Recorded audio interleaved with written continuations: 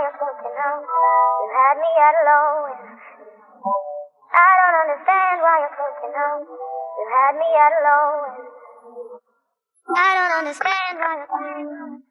Bienvenue sur Copytime, votre podcast dédié au marketing en ligne et au copywriting.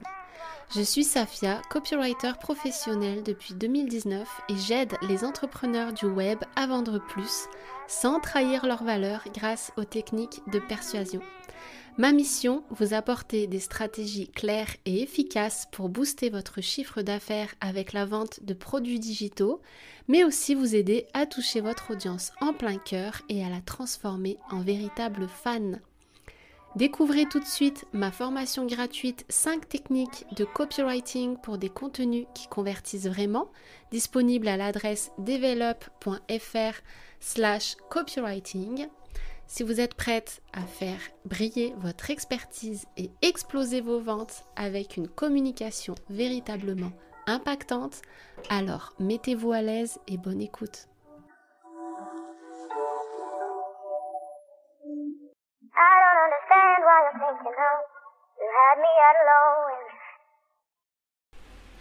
Aujourd'hui, un épisode consacré à une question qu'on m'a posée sur Instagram. Comment réussir sans brader ses valeurs? C'est vrai que certaines entrepreneuses ont l'impression aujourd'hui que pour réussir, on est obligé d'aller à l'encontre de ses valeurs, qu'on ira beaucoup moins vite et surtout qu'on réussira beaucoup moins bien si on ne fait pas comme tout le monde, si on ne rentre pas dans le moule et si on ne ment pas sur la marchandise, qu'on n'exagère pas sur la qualité ou les bénéfices que peuvent apporter nos produits ou nos services. Et aujourd'hui, j'aimerais démonter un petit peu tout ça. D'abord, réussir, qu'est-ce que ça signifie? Finalement, réussir, c'est très subjectif d'une personne à l'autre. Pour certains, réussir, ça sera gagner 100 000 € par mois. Pour d'autres, réussir, ça sera pouvoir travailler de n'importe où dans le monde. Pour d'autres, ça sera de rouler en Ferrari. Enfin, voilà, vraiment, c'est quelque chose de très subjectif. Donc, on va partir du postulat que réussir signifie simplement vivre pleinement de son activité. Alors, comment est-ce qu'on peut réussir à vivre de son activité sans brader ses valeurs? Eh bien, la réponse est très simple. Déjà, qu'est-ce qui t'oblige à brader tes valeurs? Personne. Personne ne t'oblige à aller à l'encontre de ce que tu souhaites faire. Tu es CIO, tu es à la tête de ton entreprise, tu as choisi d'être indépendante. Donc, c'est à toi en fait d'établir tes propres règles. Si tu n'as pas envie de faire certaines choses, ça peut être, je sais pas, te montrer face caméra, ça peut être de vendre tes produits à des prix exorbitants, ça peut être de faire des vidéos YouTube. Peu importe en fait ce que tu n'as pas envie de faire, ce qui va à l'encontre de tes valeurs, tu n'es pas obligé de te forcer à faire ces choses que tu n'aimes pas. Tu n'es pas obligé de mentir, tu n'es pas obligé d'exagérer dans ta communication, tu n'es pas obligé de travailler avec les personnes que tu n'aimes pas. Voilà, c'est vraiment toi qui fixes tes règles du jeu. D'ailleurs, au contraire, si tu souhaites avoir un business pérenne, je pense qu'il doit reposer sur des valeurs fortes, des valeurs que tu vas distiller dans tes contenus, dans tes actions et dans ta manière de communiquer avec ton audience. Lorsqu'on n'est pas tout à fait authentique ou pire qu'on ment pour vendre, finalement les utilisateurs, nos audiences s'en aperçoivent tôt ou tard. Donc brader finalement ces valeurs pour réussir plus vite, ça ne peut être qu'une stratégie qui fonctionnera peut-être à court terme, mais selon moi, jamais à long terme. Tôt ou tard, dis-toi que les gens se rendront compte que tu n'es pas honnête, ils en parleront autour d'eux et une réputation sur Internet, ça peut aller très très vite.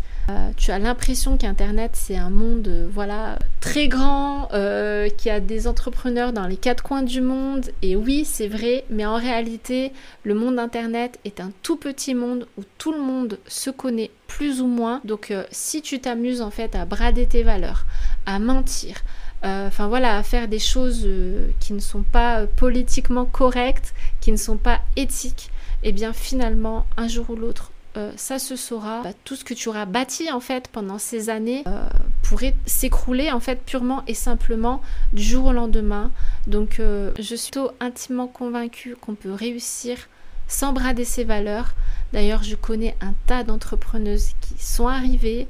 Je crois qu'en fait, un business qui est fondé sur l'appât du gain au détriment des gens est un business qui est finalement bâti sur des sables mouvants. Tôt ou tard, tout s'écroulera comme un château de cartes.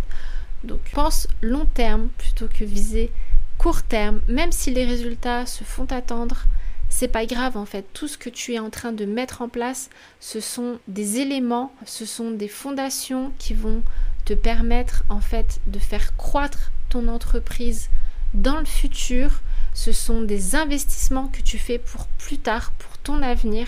Donc n'essaye pas d'aller trop vite en trichant en fait tout simplement parce que tu risques en fait, de te brûler les ailes. Donc c'est totalement inutile selon moi. Si tu as fait le choix aujourd'hui de ne pas te montrer, de ne travailler qu'avec certaines personnes en fonction de leur genre, leur origine ou leur religion, si tu as fait le choix de ne pas danser sur des réels ou de refuser certains partenariats qui ne correspondent pas à tes valeurs, tu as le droit et tu devrais même le revendiquer haut et fort parce que c'est ton business et donc tes règles du jeu. Tu n'as pas à te justifier ni à t'excuser de quoi que ce soit. D'accord ? Donc oui, ça peut être long dans certains cas, c'est vrai. Quand on ne se montre pas, eh bien peut-être que ça peut mettre plus de temps pour que notre audience se connecte à nous, qu'elle apprenne à nous apprécier et à nous connaître. Mais c'est pas grave parce qu'au moins tu pourras plus tard te regarder dans le miroir et dormir sur tes deux oreilles le soir parce que tu ne seras pas allé à l'encontre de ce que tu ne voulais pas faire. Tu peux réussir sans trahir qui tu es. Et ça, c'est super important parce que pour le moment, je pense que ton business est peut-être ton Eldorado, c'est ton rêve, c'est vraiment ce à quoi tu t'accroches pour ton avenir.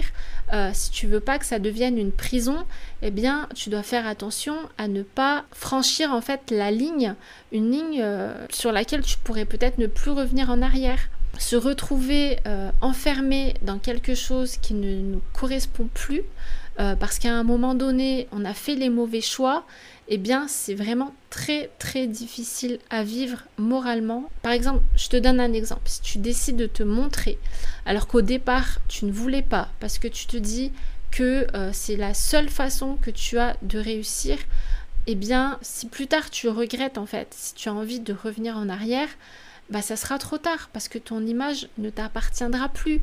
Les photos que tu auras postées sur Instagram, sur les différents sociaux, sur Internet, bah, se retrouvera en fait sur Internet et tu ne pourras plus rien y faire. Ton image ne t'appartiendra plus. Donc vraiment, je te conseille de faire très attention. Réfléchis à 2 fois avant de faire des choses que tu pourrais regretter.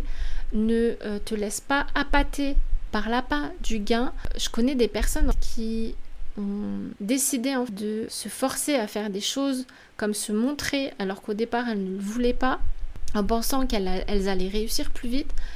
Au final, elles n'ont pas réussi plus vite, ça n'a rien changé à leurs résultats. Donc ne te fais pas avoir par les discours de certaines personnes qui pourraient t'inciter à faire des choses à l'encontre de tes principes ou de tes valeurs. Reste droite dans tes bottes. Quoi qu'il arrive, vraiment, je t'encourage à rester en fait sur ta ligne de conduite, à ne pas faire des choses qui vont à l'encontre de ton éthique, parce qu'une fois que tu as pris cette voie, eh bien ça peut rapidement en fait devenir une espèce d'escalade incontrôlable. Crois-moi, il vaut mieux viser le long terme et vraiment être fier plus tard d'avoir réussi sans faire des choses moralement discutables ou qui vont tout simplement à l'encontre de ce que tu ne veux pas faire. Tu auras non seulement la fierté d'avoir réussi, mais en plus d'avoir réussi en restant toi-même à 100% jusqu'au bout. Et ça, c'est vraiment honorable, je trouve. Donc voilà, c'était mon petit message du jour. Comment réussir sans brader ses valeurs ? Eh bien, il suffit de le décider, de rester droite dans ses bottes, de garder sa ligne de conduite et peu importe le temps que ça prendra, si tu as décidé que tu réussirais, eh bien reste déterminé, fais ce qu'il faut, mais ne fais pas ce que tu ne souhaites pas faire. Rien ne te force à faire ce que tu n'as pas envie de faire. si cet épisode t'a plu, que tu penses qu'il peut être utile à une personne de ton entourage, n'hésite pas à lui partager.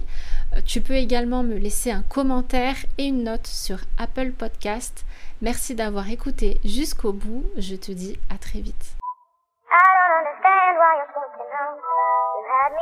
Merci d'avoir écouté cet épisode de Copy Time jusqu'au bout. Retrouvez toutes les ressources que j'ai mentionnées sur le site develop.fr. N'hésitez pas à me suivre sur Instagram pour encore plus de contenu dédié au copywriting et au marketing en ligne.